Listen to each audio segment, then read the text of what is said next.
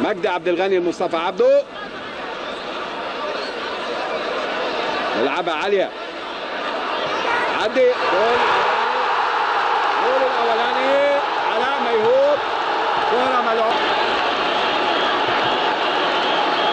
نشوفها تاني مع بعض، كوره مع عامر،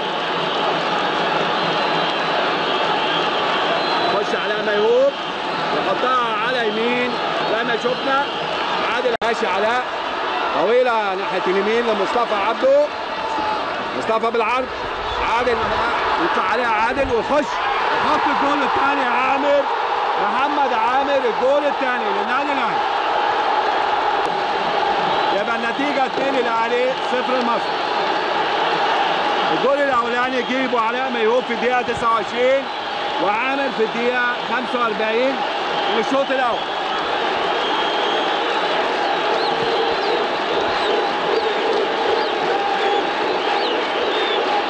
يقطعها على طول حسام غويبه، تروح لمصطفى، مصطفى والجول الثالث ايمن يونس يحط كوره جميله جدا لمصطفى عبده.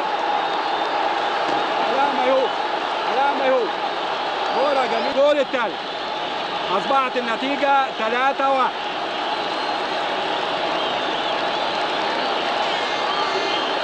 كوره ملعوبه، مصطفى الاوفرات بتاعته المشهور بيها، يخش علاء بدماغه على شمال